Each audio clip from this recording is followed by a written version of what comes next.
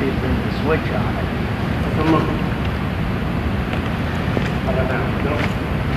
Apparently they decided it would be. Well, no, I don't touch the equipment. Don't touch the equipment unless they let you touch it. Okay, don't touch that. Let's see. So welcome to Comic Book Movies Anonymous, where we talk about comic book movies. Go figure. It has power. There's lights on. Okay.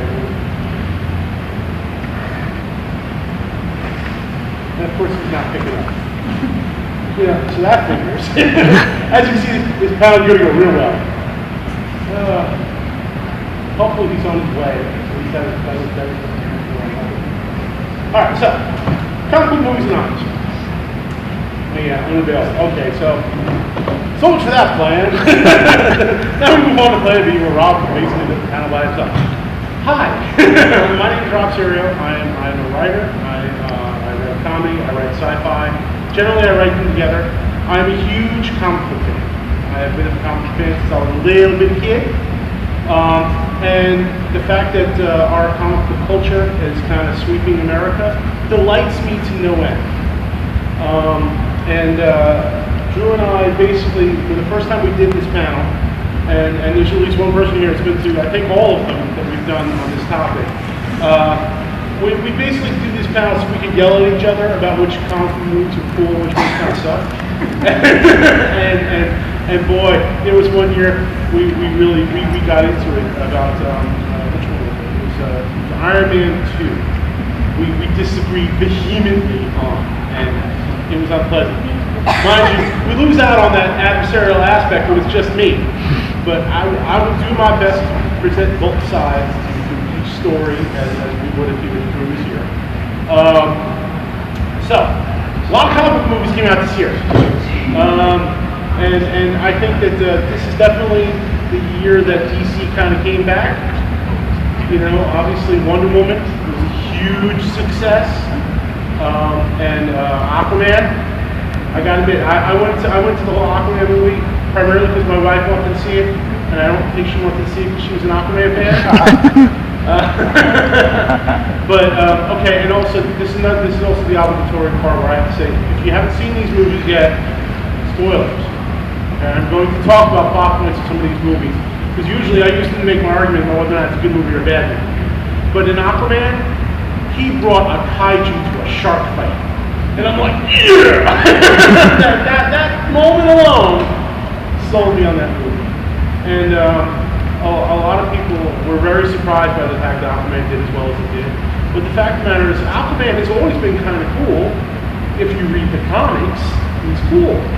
But, okay, wait.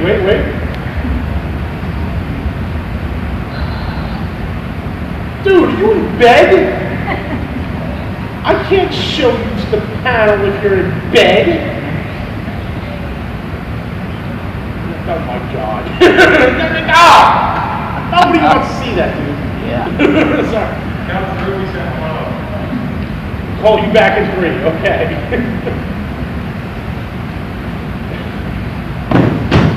That was a really bad idea. I'm just saying, I'm glad we don't have like the video link for that. It would be really disturbing for everyone. I would discard everyone in the room. Okay, so apparently he hasn't actually gotten out of bed yet. But apparently he can call in. And I'm sure that's on. This is definitely not. Wait. Does that work? Then I can put that up to the phone. That's awesome. When I get him online, we'll go. All right. So the other things that happened this year, obviously, Avengers Endgame. Infinity War. We're all waiting for Endgame because they only told half the story, and that drove me a little crazy in the theaters. But you know, again, I'm an old school comic book guy, so I'm used to waiting a month to get the rest of the story. But Endgame, Infinity War was amazing, and they definitely they did it on a really dark tone, which I thought was a departure for the MCU, for sure. Ant-Man and the Wasp came out this year. And I'll tell you, I skipped Ant-Man in the theaters, the first one, but I caught up on it before I went to go see Ant-Man and the Wasp. And everyone was like, "Oh no, Rob, trust me, you're gonna like this movie." And I'm like, "Yeah, but it's Ant-Man." The way people used to feel about Aquaman, that's the way I felt about Ant-Man going into that movie. And I was pleasantly surprised by it. And Ant-Man and the Wasp, I was also pleasantly surprised by it. They definitely had enough comedic elements in there, and they kind of kept it true to the absurdity of the character. And I personally, I really enjoy that part of it. The fact that they really amped up the absurd in the second movie. But you know that after credit scene though, boy, I'll tell you, that broke my heart. I ain't gonna lie. Me and my wife were sitting in the theater watching this thing, and we wait for the end credit scene, and we say, "Oh yeah, look, they got it in the van, ha ha ha, that's funny." And then they cut to that last shot. I both me and my wife like, you know, we both did that whole jump back thing, you know. Yes. Can you remind us about the last shot? The last shot is he goes into the microverse with plans that Hank Pym and the rest of the guys on the dock are going to pull him out. And the last shot is that they get obliterated by Thanos' snap. And that's how the movie ends. And you're like, you know. And also, there's a clip actually after that too, where we actually get to see the effects of the snap on the world. It's the first time we actually see that.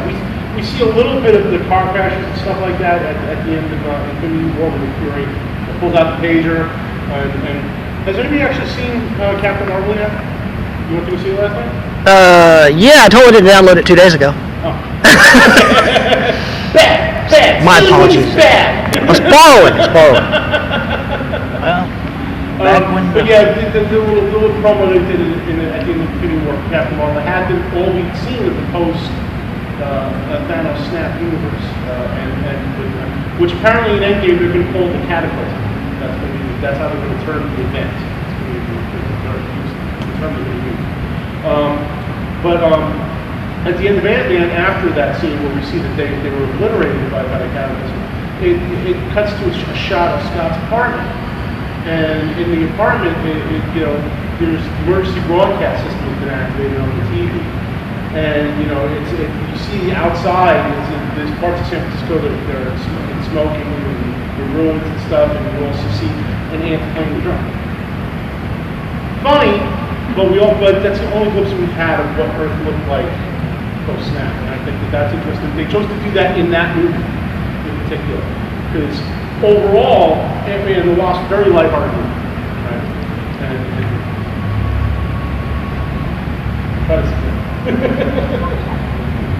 All right, so which ones have you all seen that I'm not thinking of? Is there anything that y'all want to talk about? Because I'll be happy to take suggestions from the audience.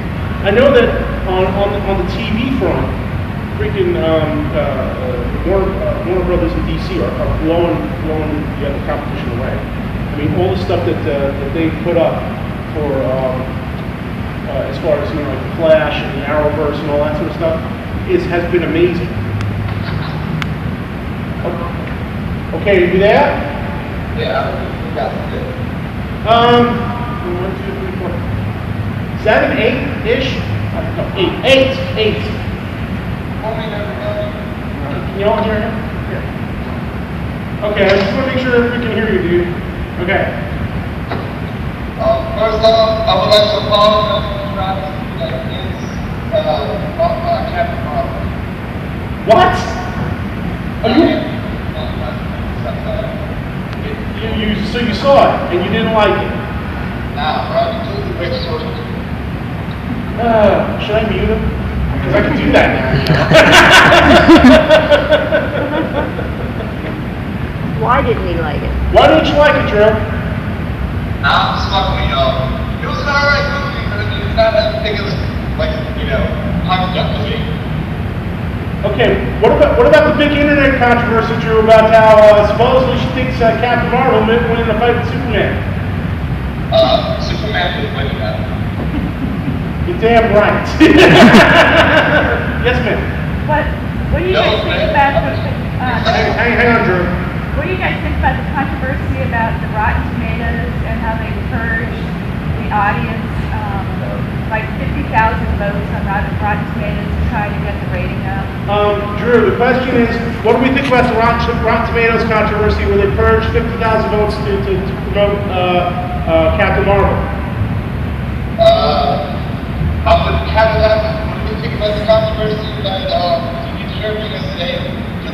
Maybe other views that anything other than Captain Marvel is turned. Captain Marvel is turned?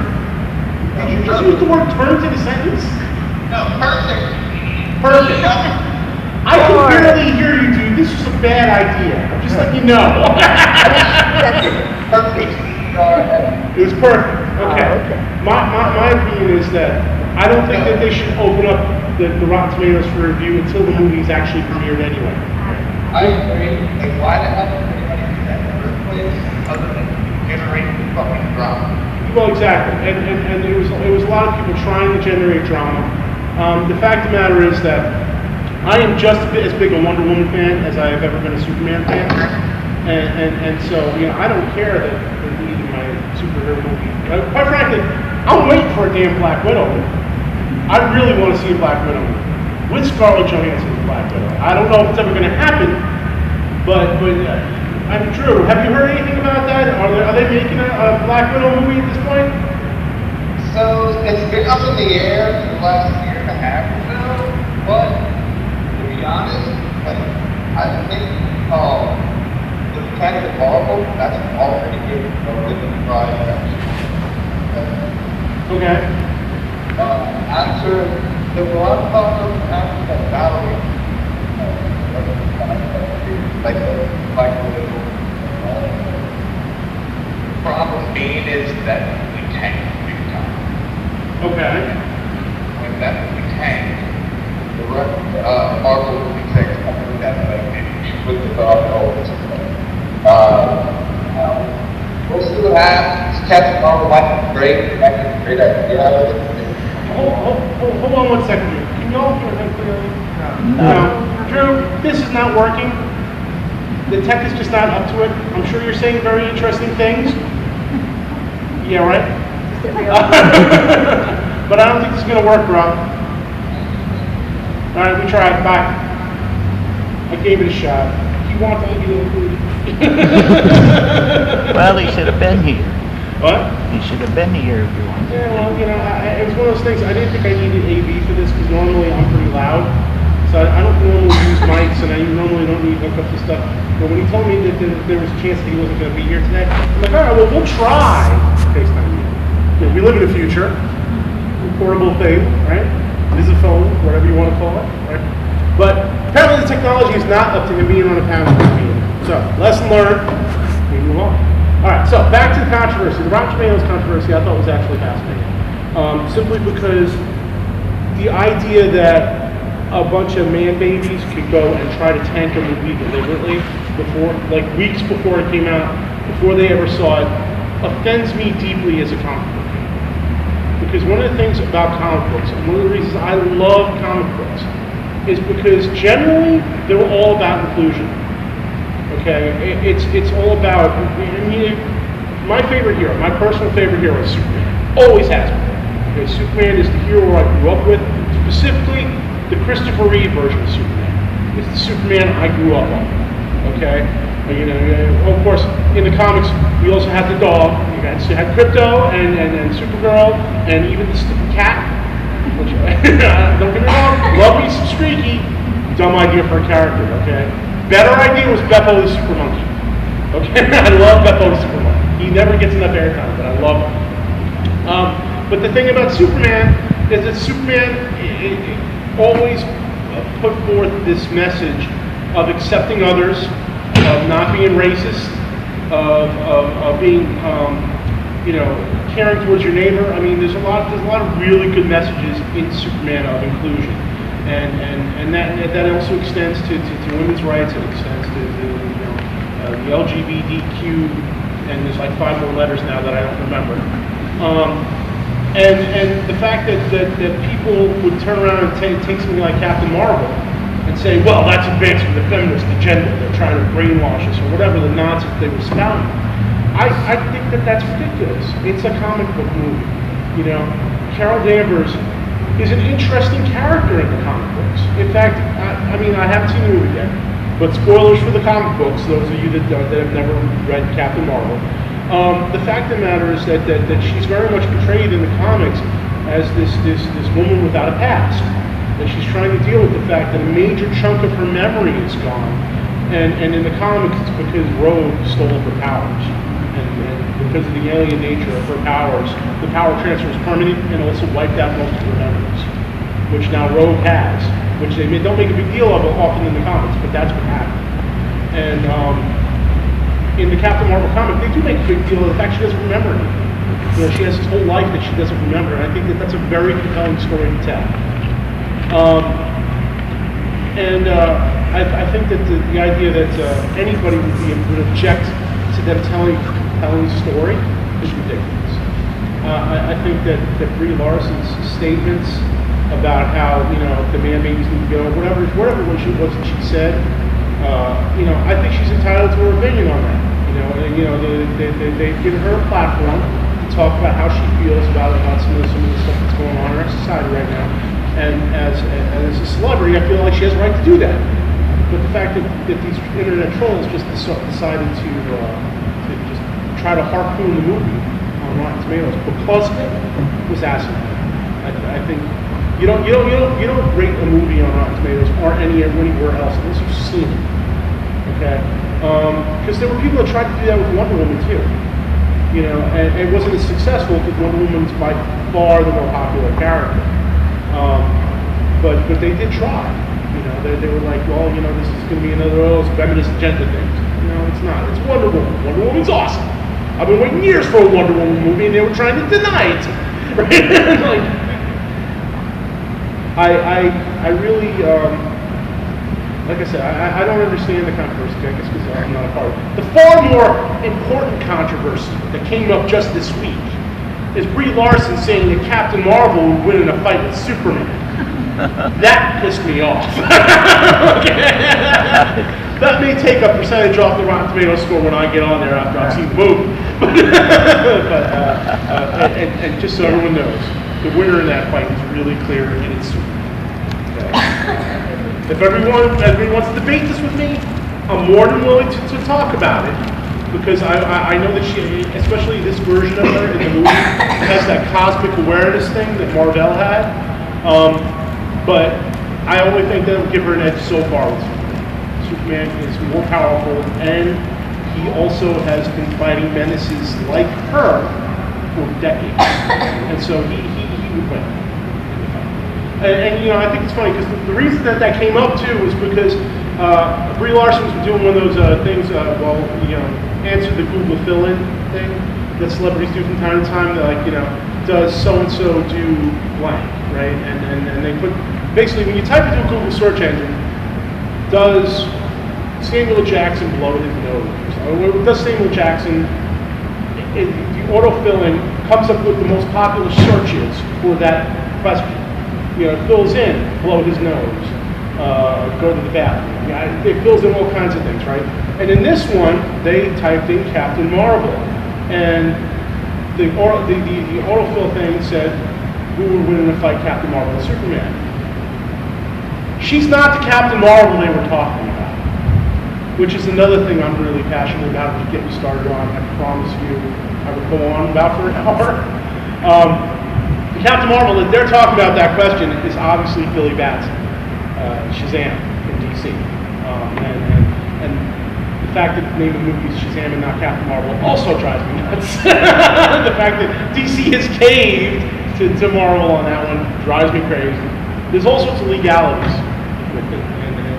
And like I said, it's a topic that I'm well versed on. I'll be happy to talk about it with people at my table if you all want to come by after the panel. I'll be happy to discuss Captain Marvel. The fact that she didn't recognize that Captain Marvel they were talking about wasn't her Captain Marvel irritates me. Okay, I'm not a gatekeeper. I try not to be, type to say, look, you can't play in my universe kind of thing. I really try not to. But if you're gonna play a character, that at least know something about that character, and the whole which is the real Captain Marvel, is a very real thing in our circles. I mean, I have had long drawn-out debates with my friends about who deserves to be called Captain Marvel, Billy Batson or Carol Danvers. And I also think it's interesting that in a fairly recent Marvel comic, they actually acknowledged this. It was a great storyline in this Captain Marvel comic, where she's dealing with the multiverse, and they're talking about how there are Captain Marvels all throughout the multiverse that protect the multiverse. And they show these panels. One is still Marvel, right? One is her, and then you see just the edge of Billy Batson's boot and cape in the next panel before the end of the page. And you're like, oh my God! You're like, in a Marvel comic, this is amazing! Yeah, and I think that obviously that's Marvel acknowledging the fact that this is also Captain Marvel, we'll let it go kind of thing. But that, unfortunately, there's a whole bunch of legalities, and it has to do with the copyright protection and things like that to go with the character. And at some point, DC and Fawcett Comics let the copyright lapse on Marvel, Captain Marvel, and that's why Marvel immediately jumped in. Originally with Captain Marvel, as Captain Marvel, and then later on with Carol Danvers, who spent way too much time as Ms. Marvel in the comics. For decades she was Ms. Marvel, and I think that's a shame. She should have been promoted to the rank of Captain Marvel at some point before fairly recently. I mean, it's only been the past 5-10 years that Carol Danvers has been acknowledged in Marvel movies as Captain Marvel, the Captain Marvel. And I'm glad that she's getting her due. I'm glad that she got her own movie. I think, because like I said, I find the character fascinating. I'm really glad that happened. So, other comic book movies that came out. I think had Justice League come out at the last one? Was Justice League out at that point? I don't think so. I don't think so either. Okay, so Justice League. DC's attempt to replicate the success of the Avengers. And I'm ashamed to admit I like that movie. I think I liked it for all the wrong reasons, though. It's obvious that they were trying to make this more like the Avengers, but I love that movie for the little character moments that happen in that movie. Little things like that one point where Cyborg goes booyah. Like fanboy, I mean, just went yeah, went nuts. The bit with Barry Allen saying, yeah, well, I really need friends. So I need people to hang out with. So he goes with Batman because he needs friends. The moment where Aquaman sits on Wonder Woman's lasso. I mean, that was brilliant. And he goes on, yeah, I don't want to die. I've got stuff I want to do, this, that, and then he realizes he's sitting on the lasso and he's telling the truth. I thought it was just brilliant. It's just a great character moment, and I know that's primarily because the original version of that movie was much darker. Because the original director, he didn't get that DC's not supposed to be Marvel. Marvel, for the most part, a little more serious generally, a little darker, a little more angsty, right? And these characters in Justice League are not all like that. Wonder Woman is not supposed to be written like that. Wonder Woman is not supposed to be angsty. She's supposed to be full of hope. She's supposed to be full of progress. Truth is a big part of the Wonder Woman mythos, and that doesn't lend itself to hiding in the shadows, right? And I try to make sure.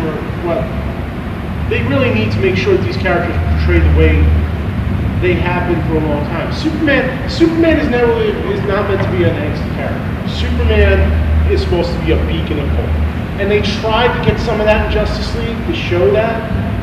They didn't do a real good job of it, but at least he smiled on camera. That was one of my biggest problems with Man of Steel. I would have been fine with the fact that he killed Zod. Okay, I'll be honest, because in comics, Superman has done that kind of stuff before. He's had to. When he faces that menace, that he has no choice but to take down with lethal force, he does it. And he feels bad about it afterwards. He's upset that he doesn't do it, but he has killed him. So I was okay with the fact that he killed Zod. I was not okay with the fact that the man does not smile once in the entire movie. One of the great things about Superman, one of the great things always about Superman, is being when you strip everything away from this character. Superman is a farm boy from Kansas with superpowers that wants to do the right thing. That is who Clark Kent is. And part of that is having the joy of being able to help people with his abilities. And they completely script that away in Man of Steel. They script it mostly away in Justice League. In Justice League, when he finally shows up towards the end of the movie there to fight Steppenwolf, and he's like, yeah, I'm kind of big on truth and justice, right? He's got that grin on, so he's got the Superman grin, the music's playing, I'm like, fanboy music. I'm like, I really enjoyed that. I also, one of the good things about Justice League that I don't think gets enough talking time, generally, when we talk about Justice League, is the score for Justice League was amazing. That part where Batman, where they drop him in the Batmobile and he's going into the lion's den, so to speak, with all the parademons are everywhere. You can just hear the old school Danny Elfman Batman theme, the original Batman. And you go, da, da, da, da, and I'm like, and it just adds to that scene. And Superman too, you have that classic John Williams Superman score when he shows up. And it really makes those characters, because those themes have become so iconic to those characters, to not use them as the service of the character. And if you notice in Man of Steel, they don't use that classic theme at all.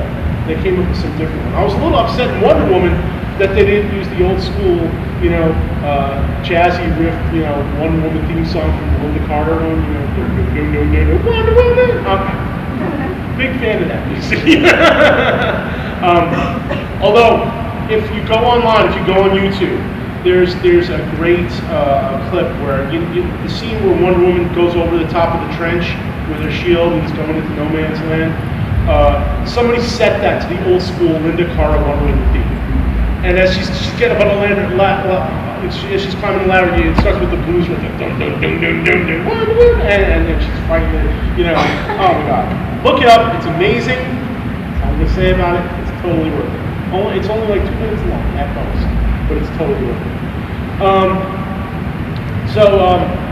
Arrow on CW. That's another one I wanted to talk about during this panel. Arrow apparently this is going to be their last season. And a lot of people are asking whether or not it's kind of run its course, and I don't think so. I think that there's a lot more stories they can tell still. I thought that their Elseworlds stories that they did this season were also really well done and very true to the characters. I enjoyed watching the good Superman fight bad Superman. That was all great. Let's see, on the Marvel side, the fact that Netflix dumps most of their Marvel shows, even the ones that Marvel didn't take back, they kind of discontinued. I mean, I can understand them having to leave because basically Marvel wants to start their own streaming service. DC already has, for those of you that don't know, DC Universe it's called. And there are some really good shows on there. That's where the Titans show is right now. That's also, they just started Doom Patrol, which is way better than it has any right to be. Because the Doom Patrol, I must confess, I don't like the Doom Patrol. I have always had issues with the Doom Patrol. I don't like the characters, I don't like the setting. They really kind of annoy me on a personal level. They don't feel right with the DC Universe. The DC Universe is very light and right place. Doom Patrol have always been on the darker side of this, and but I watched the pilot of the Doom Patrol, and I was very surprised at how much they got right. They definitely got Clip Steel Robot Man. I had my doubts when I found out that Brandon Fraser was going to play him. I was like, yeah, that doesn't sound like the right choice for me. But damn, he hasn't got that perfect swagger down that Robot Man supposedly has in the comics. He really got that part down. And the Titans, everybody was really worried about the Titans after we saw a lot of photos of what the characters are going to look like. But they've also got those characters pretty down. I like my angsty Robin. That character is really done well. And Beast Boy isn't the quick and smart guy that we come to know from the Titans cartoons. But he's very much what Beast Boy has become in the comics. So I think that's interesting too, that's the direction they've gone. Let's see, as far as the MCU goes, the things that are coming up. We have Marvel, the Avengers Endgame is of course the one that everybody's waiting for. And I think it was interesting that they didn't want to put the tickets on sale, pre-sale tickets on, until after Captain Marvel premiered. Like, so they're not going to be available to after this weekend. Because they didn't want it to tank Captain Marvel by accident as like competition. But, I think, hello, well, come on in, have a seat. So yeah, I think that Endgame is going to be interesting. My wife is real big on watching the spoiler videos, the theory videos on YouTube. And man, can I tell you, I have heard every theory about this movie that you can imagine. Including ones that like have characters that have not been introduced in the MCU at all, kind of just showing up. You know, the funniest one I heard, I think, was that Galactus was going to be involved. And I'm like, dude, are you kidding me? Another one was that Dr. Doom is going to wind up in the Infinity Gauntlet. Somebody theorized that. And I'm like, guys, they have to do the deal with Fox first. Come on. let the ink drop. It'll work out, right? I love you, Rob. Love you too. What are you doing back there? See? What did you do? Did I miss something? What you missed is you were talking and I just opened the curtain and waved to people from behind the curtain. That's why these people just randomly started. Hey, no attention to the woman behind the curtain. That's what I was working on.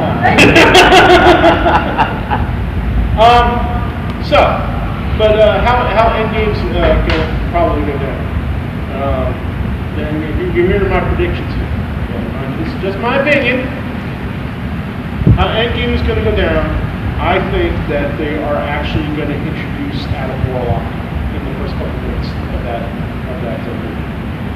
Because they already laid some of the groundwork for it with the Guardians of the Galaxy. Guardians of the Galaxy Part 2, one of the after credit shots is of Adam, and it's the gestation chamber for Adam Warlock. So I really think they're going to bring that character in. A lot of people are speculating that Captain Marvel is going to fill that function in the comics. Because in the comics, Adam Warlock is the guy who does the stuff. He's the guy who actually beats Thanos and gets the Infinity Gauntlet and restores the universe. But people are speculating that Captain Marvel is going to fill that function in Endgame. There's also a lot of speculation now about time travel being involved with Endgame. And I think a lot of that speculation is interesting as well. I think it's the only way they're really going to bring Loki back, because Loki was not a victim of the snap. He was a victim. Well, he was a victim of a snap, but not his neck, not the same. So I think the only way they're going to be able to bring him back again is to go back in time and undo some of the events that happened. I personally think that that's kind of a cheap way out. In the comics, they had to beat Thanos to do it. And Nebula at some point took down Thanos and wanted the Infinity Gauntlet too, which really was nuts. If y'all have never read the Infinity Gauntlet books, they are far more confusing than the movies. Okay? And they are far stranger. I see you this time, Unity! What? I have a relevant point to what you're saying. Yes, ma'am. Dr. Strange did not say how Tony Stark would be needed to save the galaxy. Tony Stark is on the same ship with Nebula. We've seen that. Tony's role may be saving Nebula for her to take out Thanos. Tony's role may also be to asphyxiate in space. Think about that.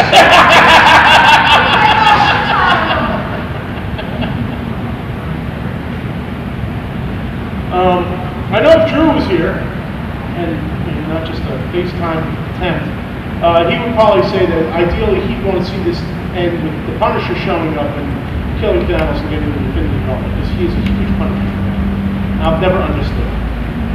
I don't like the character. But what I do think, what I think would be even better is if Deadpool showed up and wound up the Infinity Gauntlet. Because see, that would be funny. I'd enjoy that. And I'm not a big Deadpool fan either, but I think that this is a point for them to use Deadpool to his full potential. Rob, Yes. last night one of the X-Men movies was on, so I watched it. And here's what's Which his one? name? Ryan. Oh heck, the one where Victor, Logan's brother, is Okay. after him. And then there's that scene on top of one of the some scenes. Oh, where- no, you didn't watch Wolverine, did you? Yeah, that was on this. So there's Deadpool. Friends don't let friends watch that movie. Huh? Friends don't let friends watch that movie. Okay. Well, I don't know anything about Deadpool until I see the Deadpool movies, You and I still did don't not know relate anything about them. Deadpool. Huh? I So I'm know. like, in what time period did that one take place that he's this weirdo guy, you know, Okay. even weirder than the other ones?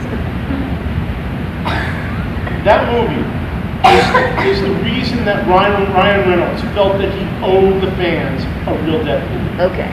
Okay? And is that where this joking between him and Hugh Jackman started? Well, in the comics, Deadpool is always tweaking the Wolverine. That's Oh, what he okay, always all right. thinks. So- Wolverine and Spider-Man, he always has that banter with. But yeah, that's very much where it comes from. Is their characters in the comics have that kind of chemistry. And but man, that movie's awful. Why? It was just on. Did you not I find like it Hugh low? Jackman. What can I say? Oh, it was Hugh Jackman. And then okay. they had the Oh, other all one right. more after that. I understand that. My wife feels the same way about Lamont. Him too. But anyway, I was like that. I didn't know where that was. I didn't know that was him. If you really want to get a good feel for that, and it pains me to say this because I personally don't like this movie. A lot of my friends do. It's a very real portrayal of the character.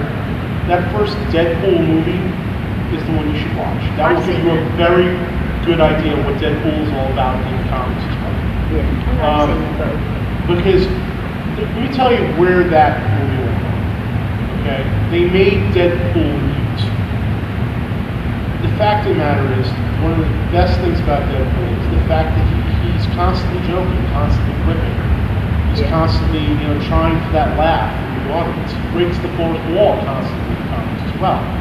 And he does that in the Deadpool movie. That first Deadpool movie, he absolutely does that. It's very true to the way the character should be done. And it's terrible. Ryan Reynolds knew this, and he still signed on that script. Horrible Wolverine origin. There was so much wrong with that movie. I could literally write an entire essay about all things wrong with that movie. It is one of my most loathed superhero movies. It's right up there with Howard the Duck. The movies that I cannot stand that are based on comics. And I don't say that lightly, because, Howard the Duck was a problem. and that Wolverine movie is right there with me. Yeah, so a lot of these movies that have been coming out are definitely taking their source material more seriously. That's the one lesson that I feel like they did get from that first Deadpool movie. That you show some respect to the source material, people will go see it. And I don't know why it took you so long to learn that lesson. And DC still really hasn't quite gotten it. Marvel definitely has gotten it at this point. It's one of the reasons that they went with some of the more obscure characters, like with Guardians of the Galaxy and things like that. The idea that they could go with a more obscure character and still tell an incredible story, as long as they stay kind of true to those characters. I honestly never thought in my lifetime I would see Rocket or Groot in a movie.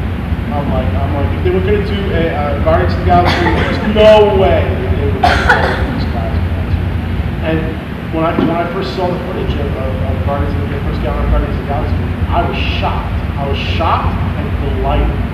And not only did they do the characters against all common sense, they put these characters in the movie, but they did them so well.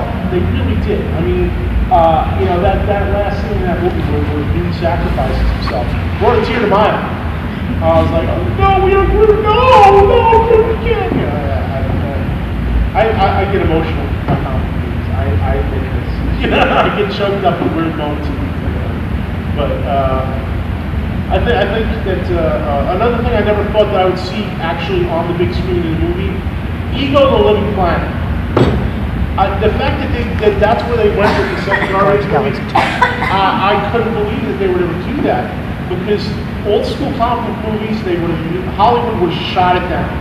Wait, what do you mean he's a planet? That makes no sense, right? I mean, that's the way the conversation would have went. But the fact that they actually went there with ego, I was surprised, I was delighted. And they did it well. They did such a good job of presenting that in a way that someone who hasn't been reading comics for the past 30 years would get and understand and be down with it. And I thought that overall, Marvel, I'm a DC guy. I always have been. Whenever that debate comes up, I come down hardcore DC. Okay? But Marvel's just killing it in these movies. They really are. They're doing so. Even the bad ones, like Iron Man 2, isn't that bad. Iron Man 3 even. Iron Man 3, objectively, is not a good movie, but it's also not a bad movie. They have yet to produce one that's just so bad that people start making fun of it immediately. I mean, we reserve that for just so bad for me. I don't understand it. Anyway, so which movie y'all looking forward to the most at this point? Anybody? When's the new Wonder Woman coming out? That takes Yeah, the new place in Wonder the Woman. 80s or something. Yeah, Wonder Woman 1980. I'm looking forward to that. If they don't use the theme song, then when will, eh? I mean, gotta have that old Linda Carter one. But let's see, what else? Of course, Endgame. I think everybody's looking forward to this one, right? Let's see, what else is on the horizon? The Shazam premieres next week too, right? I'm personally looking forward to that because I've been a big version of that Captain Marvel. Big fan of that Captain Marvel for a long time. I admit that I was not impressed by the first couple trailers I saw for that movie because it really looked like a retread of Big, but he has superpowers. And I'm like, that's not a story that I would be interested in. But the more recent ones that actually show like Dr. Sonata and him jumping off the building and yelling Shazam as he jumps off the building and turns to Captain Marvel and flies off. I'll pay money just to see that scene. Especially like in IMAX, right? Like, I want to see that scene. That's going to be amazing. And for what it's worth, the early reviews from the critics make it sound like it's pretty good. So we'll see what happens. I think that one of the mistakes that DC has made with their movies, they're relying too much on Batman and Superman. They really need to give those characters a rest. The fact of the matter is that it's very hard to beat old school Richard Donner Superman movies with Christopher Nolan. It's very hard to hit that standard again of what the characters should be. Same thing with Batman. It's hard to hit what Christopher Nolan did with The Dark Knight. Marvel, by taking who was essentially a tier 3 character in Iron Man and starting their universe there with one that really wasn't it. Because when you really think about it, not before you saw that first Iron Man movie, outside of a con, who ever really talked about Iron Man? No. And then they followed it up with Captain America, and Captain America you hear about outside the con, but he is not their top guy. Their top guy at Marvel is Spider-Man. Their top guy at Marvel has always been Spider-Man, who has had too many movies as well. I was delighted by Homecoming, and I was so glad that they did not do his origin. I mean, because at this point, we've had big screen origins for Spider-Man no less than 4 times, and that's asinine. The fact that they just kind of brought him in the middle of Civil War like that was brilliant. It was a great way to bring in their top guy without bringing in their top guy. And but the fact that they started that universe with the tier 3 characters and moved on from there was the lesson that DC should have done. The fact matters, you give Wonder Woman her own movie, she's never had it. You give Aquaman his own movie because he's never had it. Bring Captain Marvel, throw him in there too. And that's what their build-up to Justice League should have been, not the Batman versus Superman movie we got. You know, don't get me wrong, Batman's important in the DC universe. He's their primary breadwinner. As much as I wish it was Superman, that's a little bit true. Batman's the guy. But they got so absorbed with the Batman mythos and making him the way they think he should be as opposed to the way fans want him to be. It just turns out to be a mess. Man of Steel was the best example of why they shouldn't do movies about Superman anymore. Because they're taking the wrong message from the other movies that were successful. You know, they see the Batman movie did well because it's dark, gritty, and realistic. Superman was never meant to be dark, gritty, or realistic. You know, Superman is a childhood fantasy of life. That's what Superman is. He's the guy who removes his glasses and is the man. That's not my opinion. But yeah, hopefully DC will get their act together. I'm really looking forward to Captain Marvel at this point. I'm hoping that they go a step further and that Cyborg at some point gets his own movie. I'd like to see that too. There are a number of characters from the DC universe that I don't feel get to do. I'd love to see a well done Green Lantern movie. The one with Ryan Reynolds wasn't awful, but for God's sakes, it wasn't good. You know, the problem is they tried to squeeze in too much into that movie. If they had just left it with the Hector Hammond storyline, they would have been fine. But no, they had to introduce the whole nonsense with parallax and all that stuff, which I don't think they needed to do. You take one good story, you find the core of that story, you tell it well, people will show up for your movie. And that's what Marvel has learned. I mean, who would have thought that Ragnarok would have been a good movie? I mean, when you really, okay, we're going to take Thor, we're going to put him on a disco planet and cut his hair. And then we're going to make him fight the Hulk. Well, admittedly, fight the Hulk part itself, but the rest of it, I don't know. My favorite line from that movie is when Thor points to Hulk and says, "He's my friend from work," or something like that. You know that wasn't the original screenplay? Really? There was a kid that won a contest to be on the set to watch that scene being made, and he suggested that Thor should say that. I thought it And was so that was like a contest where so we kind of funny. said, you know, you should totally say you know how to work. And Mr. Hemsworth heard that and thought it was hysterical. And so we shared it with the director, and the director said, oh, well, let's film, we'll see how it comes out.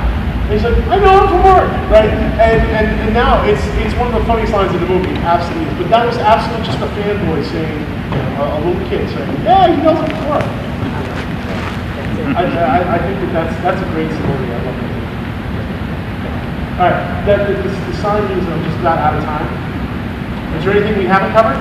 Preacher season 4. What? Preacher season 4. Preacher season 4. I'll admit I have not checked the Preacher. No one has. No one has. But however, what I will say about Preacher is that you all should go out and read the comic. The comic is incredible. It's really well done. It's very adult. Okay, so don't say I didn't warn anybody. Okay, but Preacher as a comic is absolutely amazing. My wife watched the first season and she really enjoyed it. But when I tried to talk to her about it in terms of the comic book, she didn't understand what I was saying. So that doesn't speak too well for me about it.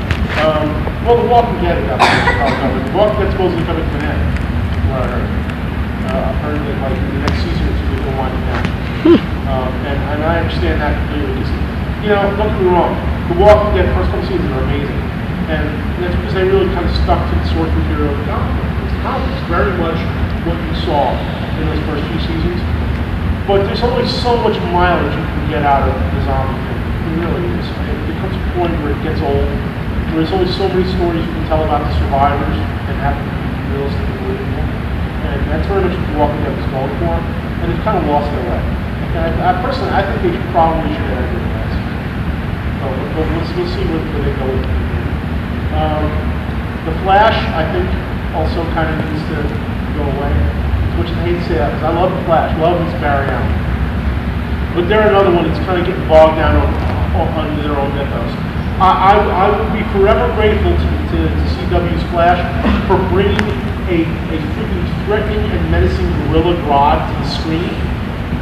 But they've forgotten that they need to embrace the crazy. And they're kind of losing their way too. However, Supergirl's knocking it out of the park. I recommend it. I haven't watched that in a while. My brother told me Gotham was last season. Yeah, Gotham's last season. And Gotham isn't going to cop out and pull a Smallville on us either. He's going to be the Bat by mid-season, supposedly. He's going to be Batman at that point. And I'm like, yeah, because For those of you that don't know, the poor youngsters, you're so glad you've grown up in a world where comic book movies and TV are acceptable art forms. Because that last season of Smallville, after years of build-up to Clark Kent becoming Superman, we don't even get to see him in the damn suit. Not once. Drove me nuts. That's another one I'll be happy to rant about at my table. Thank you all for coming, but we're out of time. Again. And please, if you enjoy the convention, again, I'm a writer, I have books to sell, jokes to tell. I'll be happy to discuss any nerdy topic you want. Come find me at my table. And thank you for coming.